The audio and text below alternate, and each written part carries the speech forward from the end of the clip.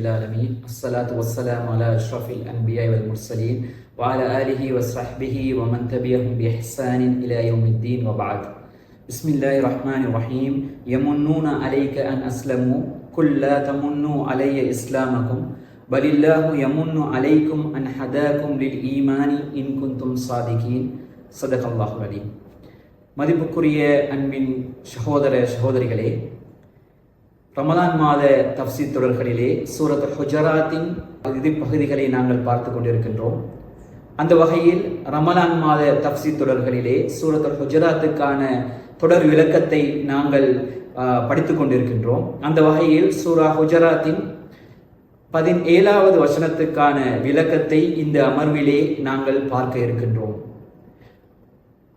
அந்த வகையில் இந்த வசனத்தின் நேரடி மொழி கருத்தை நாங்கள் ஆரம்பத்தில் பார்க்கின்ற போது, யமுன்னூன அலைக்க அன் அஸ்லமு, அவர்கள் இஸ்லாம் மார்க்கத்தை தழுவியதால் உமக்கு உபகாரம் செய்துவிட்டார்கள் என்று கருதுகிறார்கள்.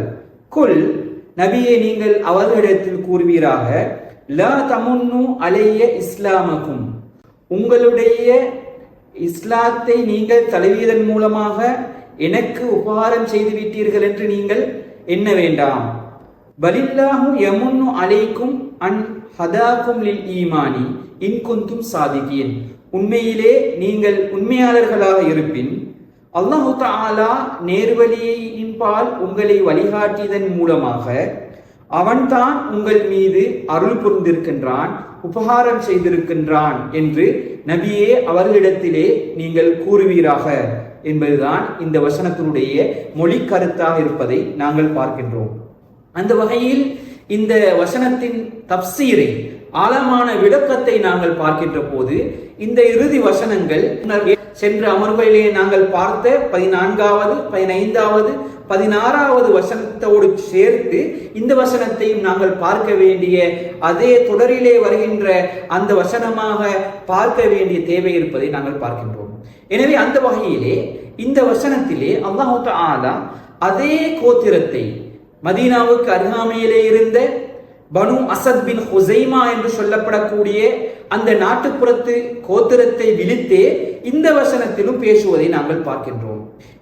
அந்த வகையில் அவர்கள் ஸல்லல்லாஹு அலைஹி வஸல்லம் அவரிடத்திலே வந்து ஆமன்னா, நாங்கள் ஈமான் கொண்டு விட்டோம் என்பதன் மூலமாக அவர்கள் அவ்வாறு சொன்னதன் விளைவாக அதன் பின்னால் அவர்களுடைய அந்த பின்னோக்கத்தை பற்றி அல்லாஹு தஆலா இந்த வசனத்திலே சொல்லி காட்டுகின்றார்.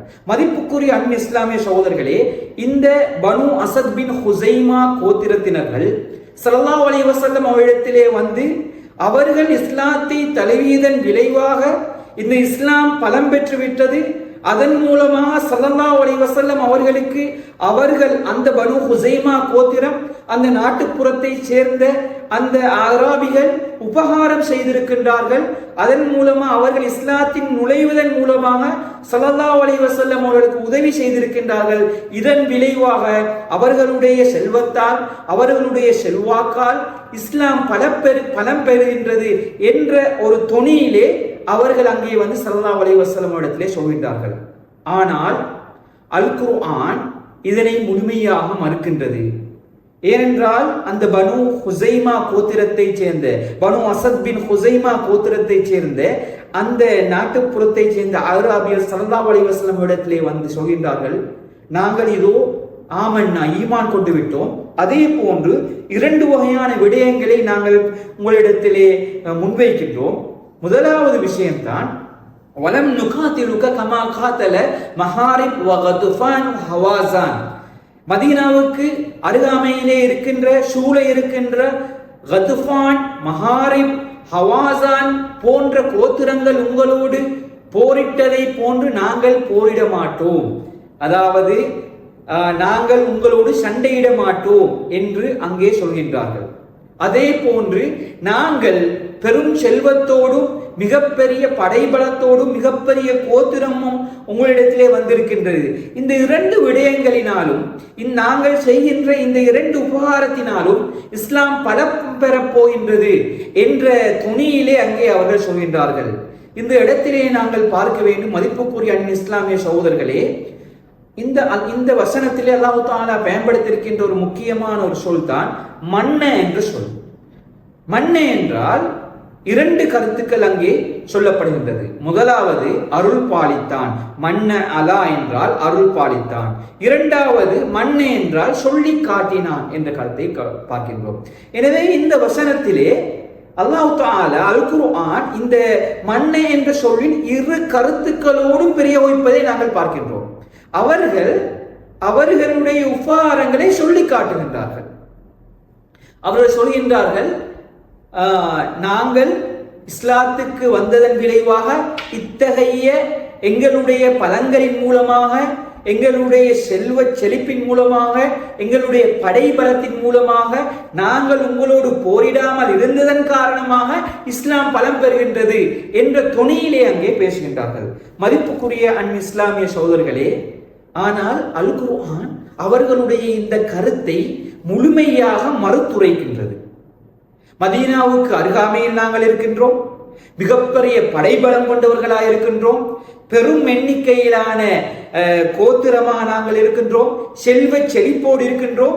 எனவே நாங்கள் இஸ்லாத்துக்குள் நுழைவதன் மூலமாக இஸ்லாம் பலம் பெறப் போகின்றது என்ற அவர்களுடைய பிழையான புரிதலை அல் குர்ஆன் முழுமையாகவே அங்கே மறுத்துரைக்கின்றது. மதிப்புக்குரிய இஸ்லாமிய சகோதரர்களே, அல் குர்ஆனுடைய வசனங்களை, அல் குர்ஆனுடைய சூறாக்களை நாங்கள் ஆழமாக ஒட்டுமொத்தமாக பார்க்கின்ற போது, அதனை படிக்கின்ற போது புரிந்து கொள்ள முடியுமான ஒரு முக்கியமான ஒரு விடயம்தான், ஒரு மனிதர் இஸ்லாத்துக்குள் நுழைவதால் இஸ்லாம் சிறப்பு பெறுவதில்லை, இஸ்லாம் பலம் பெறுவதில்லை. மாற்றமாக அந்த குறித்த மனிதர் பலம் பெறுகின்றார். இஸ்லாத்துக்குள் நுழைவதன் விளைவாக அவர் சிறப்பு பெறுகின்றார், கண்ணியம் பெறுகின்றார். இதுதான் அல் குர்ஆனுடைய தியரியா இருக்கின்றது, அல் குர்ஆனுடைய கான்செப்டா இதுதான் இருப்பதை நாங்கள் பார்க்கின்றோம். இந்த தியரியை, இந்த கான்செப்டை, இந்த அழகிய கோட்பாட்டை சஹாபா பெருமக்கள், சஹாபாக்கள் மிகவும் தெளிவாக விளங்கி இருந்தார்கள். ஸல்லல்லாஹு அலைஹி வஸல்லம் அவர்களோடு அவர்கள் வாழ்ந்த அந்த காலப்பகுதியிலே அவர்களுடைய இறுதி வாழ்க்கையை ஒப்பிட்டு பார்க்கக்கூடியவர்களாக இருந்தார்கள். இஸ்லாத்துக்கு முன்பதாக ஜாஹிலியாவுடைய காலத்திலே அவர்கள் எத்தகைய பண்பாட்டு விழுமியங்களோடு இருந்தார்கள், இஸ்லாம் அவர்களிலே ஏற்படுத்திய மாற்றங்கள் என்ன, இஸ்லாத்துக்குள் நுழைந்ததன் பிறகு எத்தகைய கண்ணியம் பொருந்தியவர்களாக அவர்கள் மாறினார்கள் என்கின்ற அந்த விடயங்களை அவர்கள் அழகிய முறையிலே விளங்கி இருந்தார்கள். எனவே நான் இஸ்லாத்துக்குள் நுழைவதன் மூலமாக, நான் ஒரு முஸ்லிமாக மாறுவதன் மூலமாக, ஆழமாக அல்லாஹ்வுடைய அந்த அறிவு விஷாலத்தை விளங்கி ஈமான் கொண்டு ஒரு முஃமினாக மாறுவதன் மூலமாக நான் தான் கண்ணியம் பெறுவேன், அதனால் எனக்குத்தான் கண்ணியம், இஸ்லாத்துக்குள் நான் நுழைவதால் எனக்கு கண்ணியம் கிடைக்கின்றது, இஸ்லாத்துக்குள் நுழைவதால் நான் பலம் பெறுகின்றேன் ஒழிய எனது நுழைவால் இஸ்லாம் பலம் பெறுவதில்லை. இயல்பிலே இஸ்லாம் பலமான ஒரு மார்க்கம், அல்லாஹ்விடமிருந்து வந்த ஒரு ரிலீஜனாக மார்க்கமாக அது இருக்கின்றது. அதனை பாதுகாக்கின்ற பொறுப்பை அல்லாஹ் தஆலாவை ஏற்றிருக்கின்றான். எனவே இதற்குள் நுழைவதால் நான் தான் பலம் பெறுகின்றேன் என்ற விடயத்தை அந்த சஹாபாக்கள் மிக தெளிவாக விளங்கி இருந்தார்கள். இதற்கு மிகச்சிறந்த உதாரணம் தான் அபூ உபைதா இப்னு ஜர்ராஹ் ரலியல்லாஹு அன்ஹு அவருடைய தலைமையில் உமர் ரலியல்லாஹு அன்ஹு அவருடைய காலப்பகுதியிலே மஸ்ஜிதுல் அக்ஸா வெற்றி கொள்ளப்பட்ட போது உமர் ரலியல்லாஹு அன்ஹு அவர்கள் மதீனாவிலிருந்து மஸ்ஜிதுல் அக்ஸாவுக்கு அங்கே பயணம் எடுக்கின்றார்கள். அந்த பயணத்தின் போது மஸ்ஜிதுல் அக்ஸாவை வந்தடைகின்ற அந்த நேரத்திலே அவர்களுடைய ஒட்டகத்திலிருந்து கீழிறங்கி தன்னுடைய பாதணிகளை தனது களத்திலே போட்டு தோளிலே போட்டு கொண்டு நடக்கின்றார்கள். இதனை பார்த்து அபூ உபைதா இப்னு ஜர்ராஹ் ரலியல்லாஹு அன்ஹு கேட்கின்றார்கள், இது என்ன தோற்றம் அமீருல் முஃமினீன் அவர்களே, முஸ்லிம்களுடைய ஜனாதிபதி அமீருல் முஃமினீன் இந்த கோலத்திலா நீங்கள் வருகின்றீர்கள் என்று கேட்டபோது உமர் ரலியல்லாஹு அன்ஹு அவர்கள் அழகான ஒரு பதிலை அங்கே சொல்லி காட்டுகின்றார்கள்.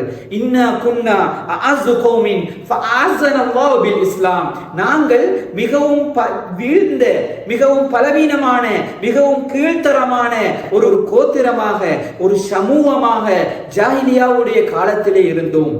ஆனால் இந்த இஸ்லாத்தை தந்ததன் மூலமாக, இஸ்லாத்துக்குள் நாங்கள் நுழைந்ததன் மூலமாக அல்லாஹ் தஆலா எங்களை கண்ணியமான மனிதர்களாக மாற்றினான்.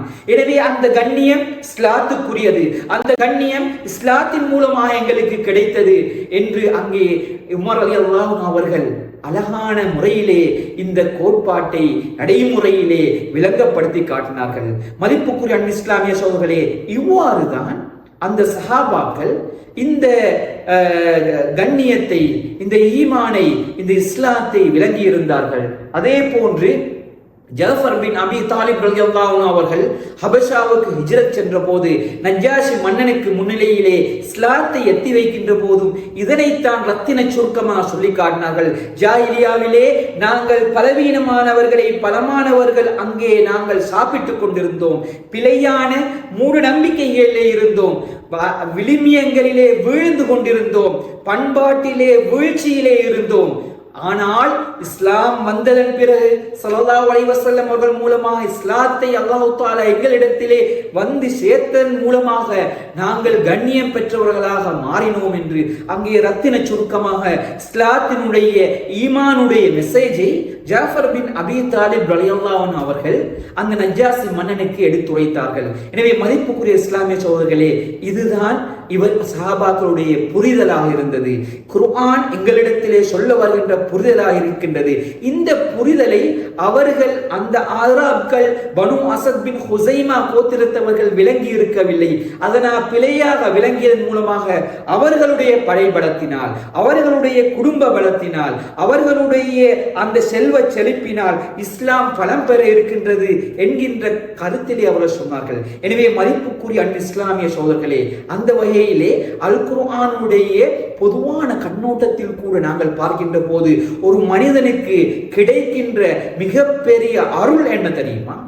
மிகப்பெரிய உபகாரம் என்ன தெரியுமா? மிகப்பெரிய ஒரு நிஅமத் என்ன தெரியுமா? அதுதான் அல் ஹிதாயா என்று சொல்லப்படக்கூடிய சத்தியமாக இருப்பதை நாங்கள் பார்க்கின்றோம். அதனால் தான் அல்லாஹ் தஆலா எங்களை ஒவ்வொரு நாளும் பல தடவைகள் ஃபர்லான தொழுகையிலே நாங்கள் இந்த துவாவை, இந்த பிரார்த்தனை அல்லாஹ்விடத்திலே கேட்கின்றோம். ஹதினஸ் ஸிராத்தல் முஸ்தகீம், யா அல்லாஹ் எங்களுக்கு நேரான பாதையை, இஸ்திகாமத்தான பாதையை எமக்கு தருவாயாக என்று நாங்கள் கேட்கின்றோம். எனவே மதிப்புக்குரிய இஸ்லாமிய சகோதரர்களே, எனவே இந்த பனு ஹுசைமாவுடைய, பனு அஸத் பின் ஹுசைமாவுடைய இந்த பிழையான அந்த புரிதலுக்கு அல் குர்ஆன் மறுப்படைத்து பலில்லாஹு யமுன்னு அலைக்கும் அன் ஹதாக்கும் லில் ஈமான், அல்லாஹ் தஆலா தான் உங்களுக்கு நேர்வான வழியிலே வழிகாட்டியதன் மூலமாக ஆழமான நம்பிக்கையை உங்களுக்கு அருள் பாலித்தான் என்று அல் குர்ஆன் பதிலளிக்கின்றது. எனவே மதிப்புக்குரிய இஸ்லாமிய சகோதரர்களே, இந்த இஸ்திகாமத், இந்த சிராத்துல் முஸ்தகீம் எங்களை இந்த உலகிலே நாகரிகமானவர்களாக வாழ வைக்கின்றது, பண்பாட்டு மிக்கவர்களாக வாழ வைக்கின்றது. நல்ல முறையிலே இஸ்லாத்தை அழகிய முறையிலே பின்பற்றுவதன் மூலமாக சிறந்த உதாரண மனிதர்களாக எங்களை வாழ வைக்கின்றது. அல்லாஹ் தஆலா எதனை எங்களிடத்தில் எதிர்பார்த்திருக்கின்றானோ அந்த கடமைகளை அழகிய முறையிலே நிறைவேற்றுவதற்கான வழிகாட்டல்களை இந்த புரிதல் எமக்கு தருகின்றது. இது எந்த அளவுக்கு என்றால் இறுதியிலே எங்களை சுவனத்துக்கு கொண்டு போய் சேர்க்கக்கூடியதாக இருக்கின்றது. மதிப்புக்குரிய இஸ்லாமிய சகோதரர்களே, இதனைத்தான் அல் குர்ஆனிலே சூரத்துல் ஆராஃபின் 43வது வசனத்திலே நாளை சுவனவாதிகள் சொல்லுகின்ற ஒரு விடயத்தை அல் குர்ஆன் பதிவு செய்கின்றது. அல்ஹம்துலில்லாஹில்லதி ஹதானா லிஹாதா வமா குன்னா லினஹ்ததிய லௌலா ஹதானல்லாஹ், எங்களுக்கு இந்த நேரான பாதையிலே, சிராத்தல் முஸ்தகீமிலே, இஸ்திகாமத்தான பாதையிலே, ஈமானுடைய பாதையிலே, இஸ்லாத்தினுடைய நேர்வழியிலே வழிகாட்டிய அல்லாஹ்வுக்கே எல்லா புகழும். அல்லாஹ் எங்களை இந்த நேரான வழியிலே அருள் பாலித்து உபகாரம் செய்து எங்களுக்கு வழிகாட்டவில்லையாக இருந்தால் நிச்சயமா இந்த நேரான வழியிலே நாங்கள் வந்திருக்க மாட்டோம் என்று நாளை மறுமையிலே சுவனவாதிகள் சொல்லிக் கொண்டிருப்பதாக அங்கே அல் குர்ஆன் பதிவு செய்கிறது. எனவே மதிப்புக்குரிய இஸ்லாமிய சகோதரர்களே, இந்த விடயத்தை தான், இந்த புரிதலை தான் சூரா ஹுஜராத்தின் இந்த 17வது வசனம் இந்த நாட்டுப்புறத்தை சேர்ந்த ஆராப்களுக்கு, அந்த நாட்டுப்புறத்தை சேர்ந்த அரபிகளுக்கு அந்த சூராவின் 17வது வசனம் வஸல்லம் சொல்லி கொண்டிருப்பதை நாங்கள் பார்க்கின்றோம்.